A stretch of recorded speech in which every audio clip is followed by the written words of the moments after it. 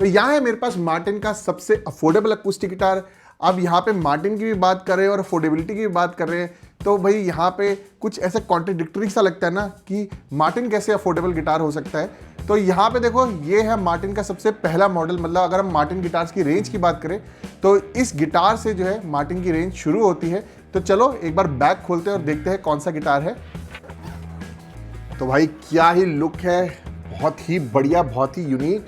और ये है मार्टिन का DX1E ऑल कोआ। इसके अलावा आपको इसमें DX1E महोगनी भी देखने को मिल जाता है। HPL गिटार्स को कोई इंट्रोडक्शन की जरूरत नहीं है, मैंने एनिया में जो है ऑल HPL गिटार्स रिव्यू करे हैं। इसके अलावा कैप्मा की जो ग्रीन अर्थ सीरीज आती है उसके भी मैंने जो गिटार लास्ट ईयर रिव्यू करे थे। लेकिन यहाँ मार्टिन में जो ऑल HPL गिटार है ये जो है ये भी काफ़ी इंटरेस्टिंग है। लेकिन यहाँ पे कुछ ऐसे पॉइंट्स है जो कि आपको ना थोड़ा सा कंफ्यूजन में डाल देंगे कि भाई ये गिटार आपको लेना चाहिए कि नहीं। तो चलो स्पेक्स के साथ स्टार्ट करते हैं। तो इस गिटार में जो टॉप बैक एंड साइड्स है इसमें आपको फिगर्ड कोआ लैमिनेट देखने को मिल जाता है। तो देखने में ये गिटार जो है बहुत ही बढ़िया लगता है।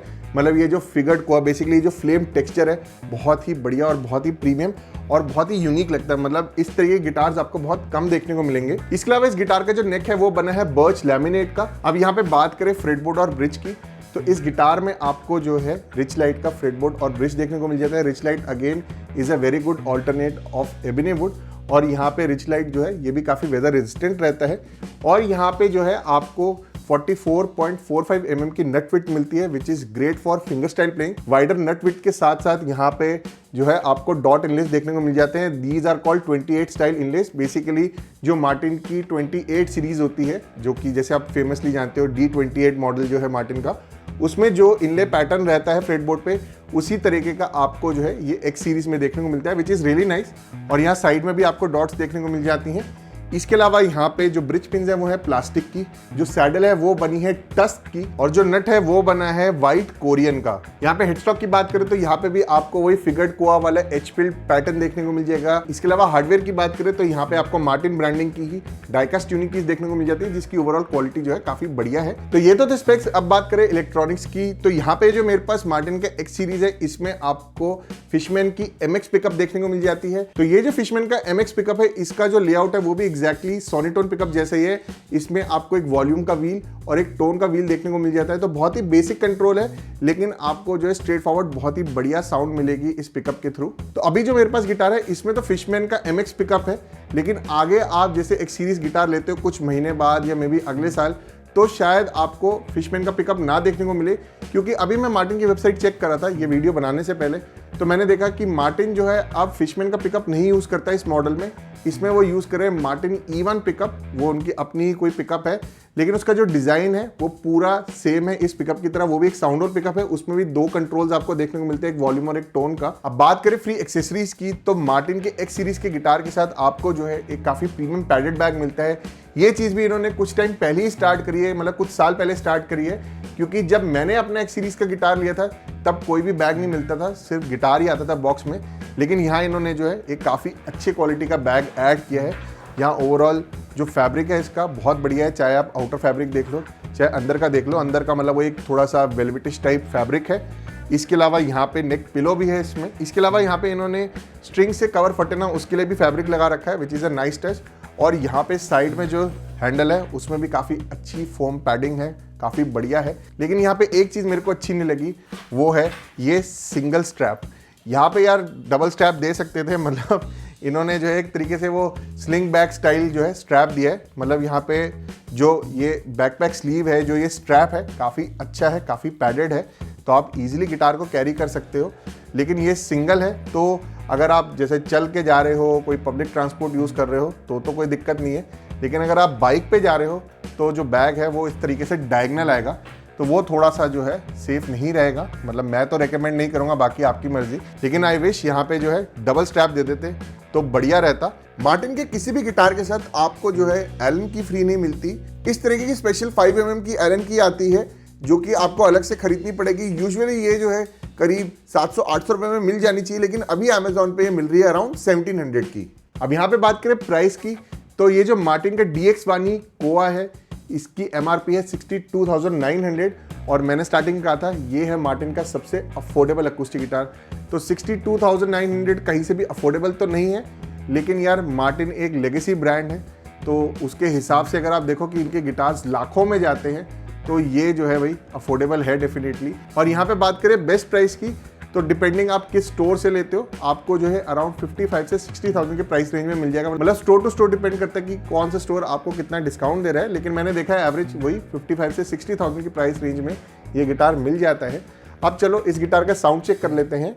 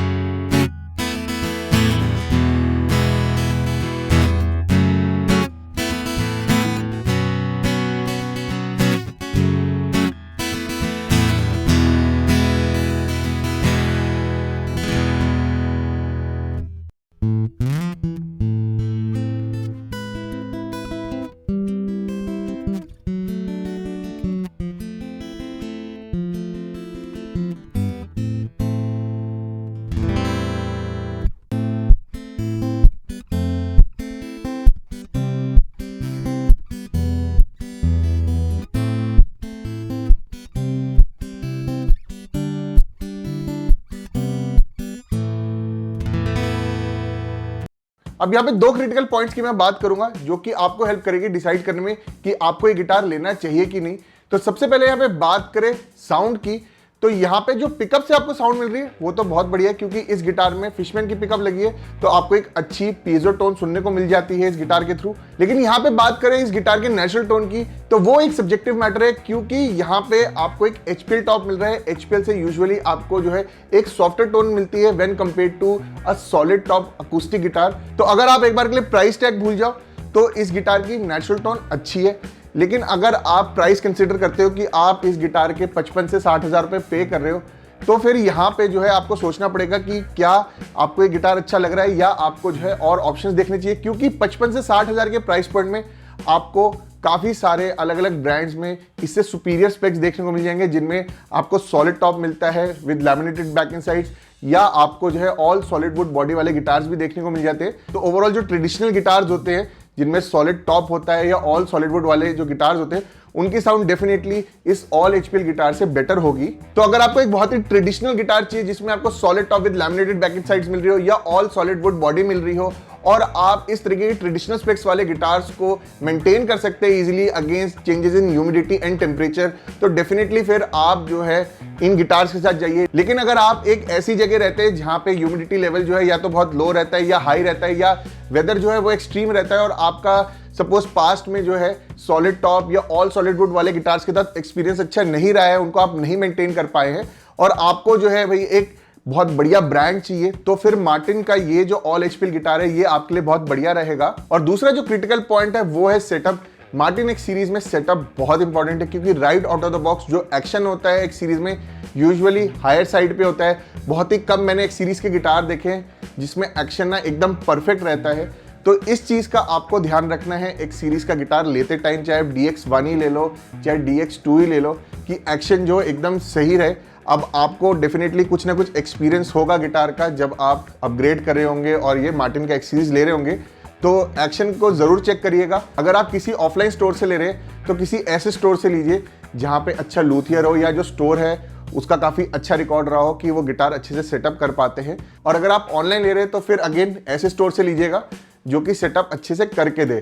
अगर आपको कॉन्फिडेंस नहीं है कि स्टोर अच्छे से सेटअप करके नहीं देगा तो फिर अवॉइड ही करना, क्योंकि एक सीरीज में चांसेस रहते हैं कि जो सेटअप है एक सीरीज का वो right out of the box बहुत बढ़िया नहीं रहता। और इन गिटार्स में क्या होता है कि एक्शन हाई रहता है इवन ट्रस्ट रॉड टाइट करने के बाद भी, जैसे कि इस गिटार में जो एक्शन है पूरी ट्रस्ट रॉड टाइट करने के बाद एडजस्ट करने के बाद है अराउंड 3.5 mm। अभी और लो नहीं हो सकता। अब एक्शन अगर और लो कराना है तो यहाँ से सैडल फाइल करनी पड़ेगी। दूसरी जो ट्रिकी चीज़ रहती है एक सीरीज में वो है कि यहाँ पे जो एक्शन है वो सेंटर से या 12th फ्रेट में जो है आपको हायर साइड पे मिलेगा, और यहाँ इनिशियल फ्रेट्स में जो है एक्शन एकदम बढ़िया रहता है। जैसे इस गिटार में भी एक्शन काफ़ी लो है इनिशियल फ्रेट्स में, लेकिन towards centre and higher frets यहाँ पे एक्शन ज़्यादा है।